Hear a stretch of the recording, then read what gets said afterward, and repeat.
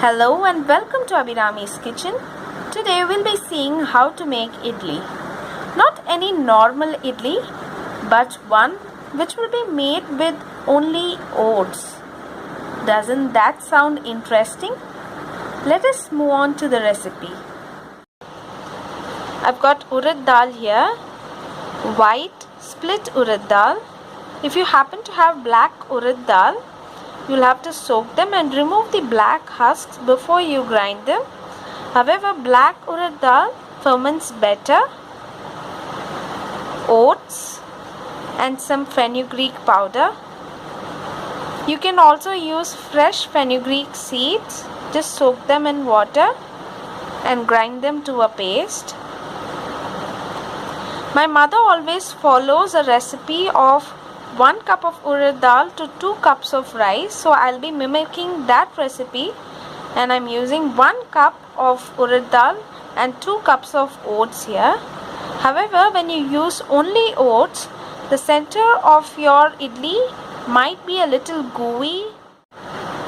So if you're expecting the same texture as a normal idli, you can substitute 1 cup of oats with a cup of suji or semolina. It will give you the same results as you get with your regular idli. I have soaked urad dal and oats in plain normal water, and it has been soaking for about 2 hours now. And you can see that the urad dal has become nice and plump. It has swollen up, almost double in size. And it has almost started to ferment. You can see all those tiny bubbles there. This is the right time to make it into a batter by grinding it. Make sure the consistency is really smooth, else your idli won't be as soft as you'd expect.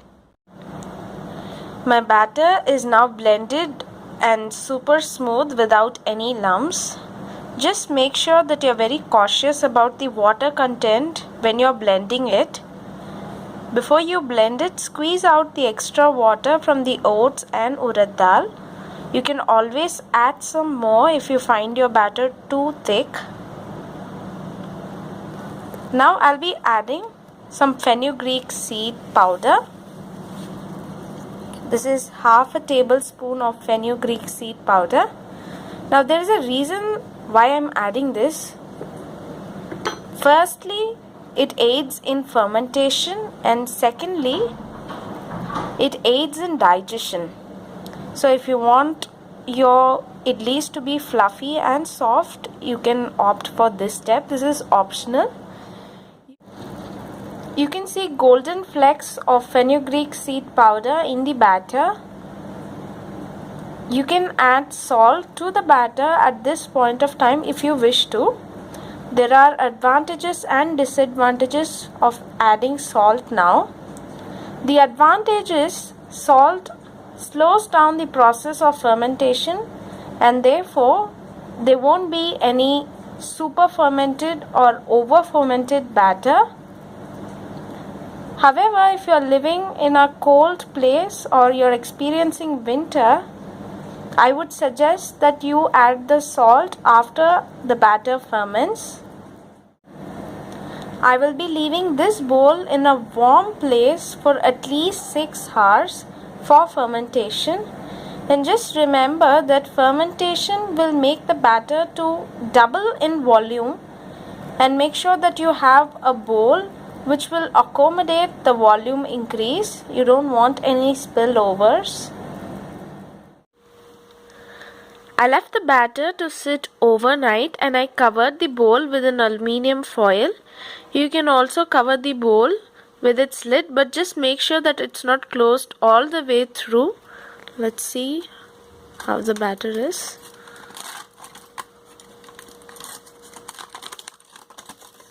Okay, the batter has doubled in volume.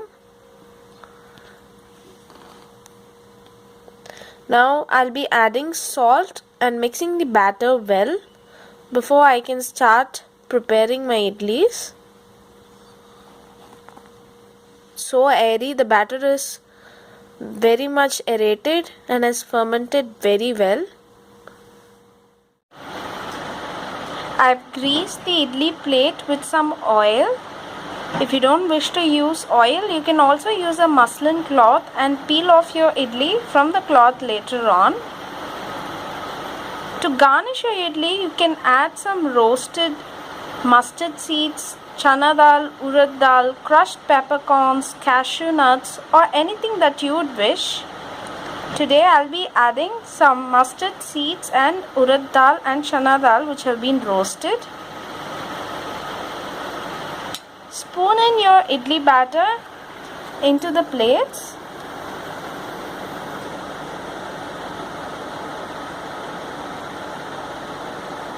After filling in all the molds, place it in a steamer or your cooker and let it cook for around 6 to 7 minutes. Don't overcook your idlis or it will become too hard.